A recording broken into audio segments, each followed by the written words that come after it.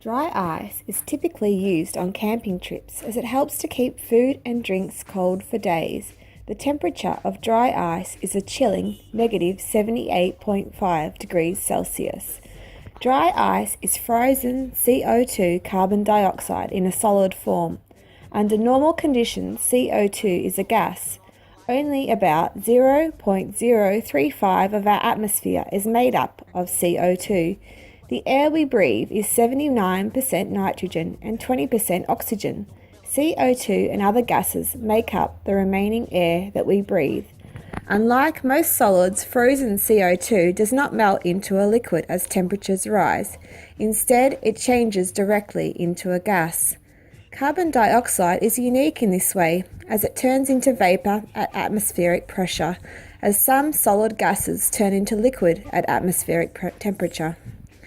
To demonstrate how dry ice changes from a solid to a gas, I am going to show you a few fun science experiments. I have some helpers to give me a hand.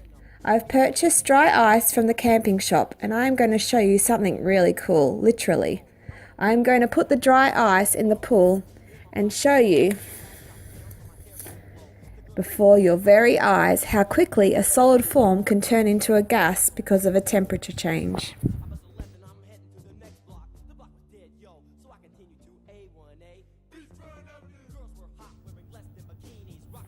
It is important whenever handling dry ice to wear safety gear, including goggles and gloves. The freezing temperatures of it will burn your hands if you don't, and please don't try this at home. Now, don't take your eyes off the screen, you will not want to miss this for a second. My helper is about to pour this dry ice into the pool, and you will witness the gas vapor it will produce, making the pool look like a misty lagoon.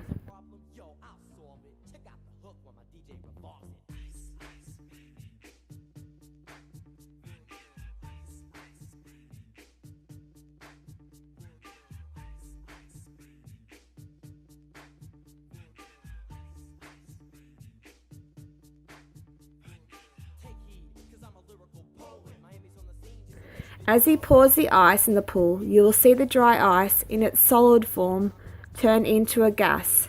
Here we go. Wow, look at that vapor. How cool is that?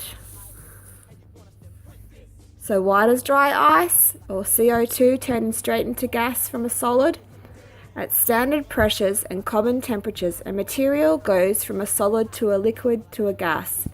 Water is a good example, where it goes from steam to water to ice as the temperature drops.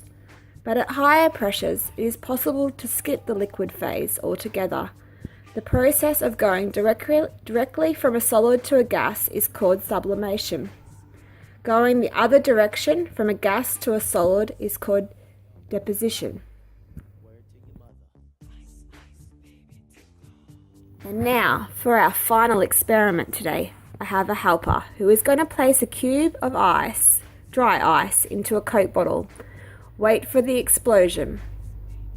As the solid carbon dioxide warms, it sublimates to a gas, with limited room for the gas to expand. The pressure in the bottle increases. Here it goes. How good is that? And again, please don't try this at home. That sums up our dry ice experiments for today. I hope you enjoyed them and that it gave you some insight into how temperature can change a solid object into a gas.